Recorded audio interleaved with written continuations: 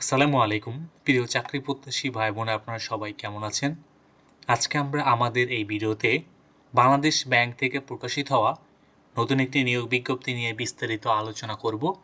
আপনি এই ভিডিওর মাধ্যমে জানতে পারবেন আপনি কিভাবে আবেদন করবেন, আবেদন করার শিক্ষাগত যোগ্যতা, সমস্ত বিষয় A to Z আপনি এই ভিডিওর মাধ্যমে জানতে পারবেন। চলুন কথা না বাড়িয়ে তবে মূল ভিডিওতে প্রবেশ করি।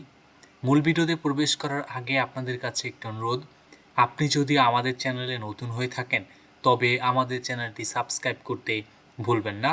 আমাদের চ্যানেলে বাংলাদেশ থেকে প্রকাশিত হওয়া সকল ধরনের নিয়োগ বিজ্ঞপ্তিগুলো নিয়ে বিস্তারিত আলোচনা করে থাকে। আপনারা এখানে দেখতে পাচ্ছেন যে বাংলাদেশ ব্যাংক থেকে কিন্তু এই নিয়োগ বিজ্ঞপ্তিটি প্রকাশিত করেছে। এখানে কিন্তু তারা সহকারী পরিচালক পরিসংখ্যান পদে কিন্তু তারা লোক নেবেন। এখানে কিন্তু মূলত 33টি পদে কিন্তু তারা মূলত লোক নেবেন। এটি কিন্তু নবম গ্রেডের এটি একটি জব। এখানে আপনারা যারা আবেদন করতে চান আপনাদের কিন্তু অবশ্যই স্নাতক পাস থাকতে হবে। নবম গ্রেডের জবের যে বেতন স্কেল রয়েছে সেটা কিন্তু 2015 সালের বেতন স্কেল অনুযায়ী আপনার বেতন স্কেল কিন্তু 22,000 টাকা থেকে শুরু হয়। পরবর্তীতে সেটি পর্যায়ক্রমে বৃদ্ধি পেতে থাকবে। বৃদ্ধি পেতে পেতে আপনার কিন্তু 53,600 টাকা কিন্তু বেতন স্কেলে কিন্তু ফাইনালি গিয়ে শেষ হবে, বা এখানে কিন্তু আপনার বেতন স্কেল স্থির হবে।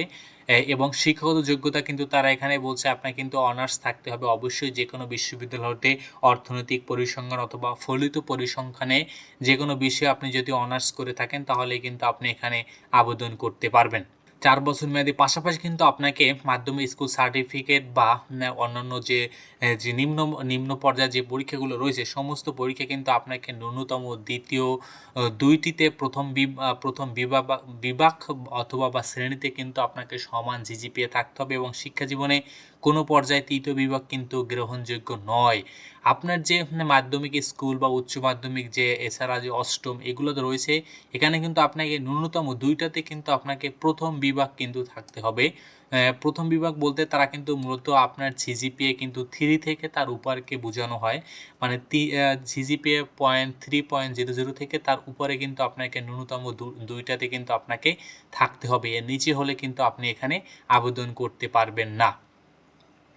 এখানে কিন্তু আপনাকে তার পয়েন্ট কিন্তু তারা বলে দিয়েছে। যদি আপনার যদি গ্রেড সিস্টেম যদি 4 হয় তাহলে কিন্তু আপনার প্রথম শ্রেণী বোঝানো হয় 3.3 থেকে, এবং যদি আপনার গ্রেড স্কেল যদি আউট অফ 5 হয় তাহলে কিন্তু 3.75 কিন্তু আপনার প্রথম শ্রেণী বা প্রথম বিভাগ কিন্তু ধরা হয়। অতএব আপনি আগে চেক করে নেবেন এখানে আপনি আবেদন করার জন্য আসলে আপনি পর্যাপ্ত পরিমাণে আপনার সিজিপিএ বা জিপিএ আপনার আছে কিনা, এটি কিন্তু আপনি অবশ্যই খেয়াল করবেন।